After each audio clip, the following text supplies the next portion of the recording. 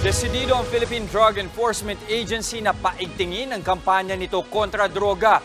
Ngayong araw nga aabot sa 4 na bilyong pisong halaga ng kontrabando ang kanilang sinira. Nasa frontline ng balitang yan si Gary De Leon. Isa-isang ipinasok sa incinerator ang kahon-kahong droga sa Integrated Waste Management Facility sa 13 Martires sa Cavite.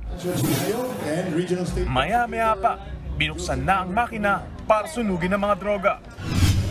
Sa kabuuan, mahigit 700 kilo ng droga ang sinira ng Philippine Drug Enforcement Agency. Kabilang na rito ang mga shabu, cocaine, marijuana at ecstasy na nasabat mula sa iba't ibang operasyon.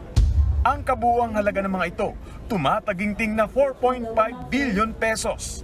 Ayon sa PIDEA, sinira ang mga droga para siguradong hindi na maibalik to sa lansangan.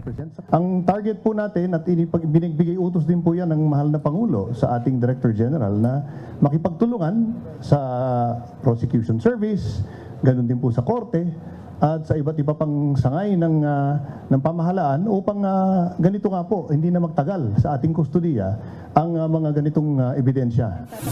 Bago sirain, sinuri rin ng mga eksperto ng PIDEA ang mga droga para matiyak na hindi napalitan ng peke ang mga ito. Kabilang sa sinunog ang higit 500 kilo ng shabu na nasabat sa Pampanga. Sinunog na nila ito kahit pa walang court order. As of this moment, wala pang napapile na kaso. So it was included in the destruction. Whenever na walang cases filed, it is the authority of the Director General to issue destruction order. Tiniyak naman ng PIDEA na ligtas ang proseso ng pagsusunog ng droga.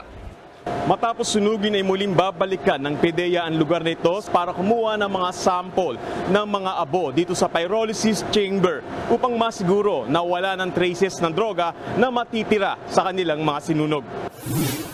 Nagbabalita mula sa frontline, Gary De Leon, News 5. Mga kapatid, Jiggy Manikad po, iba na ang may alam at may pakialam sa panahon ngayon. Para sa konkreto, kumpleto at komprehensibong balitaan sa frontline, mag-follow at mag-subscribe sa social media pages ng News 5.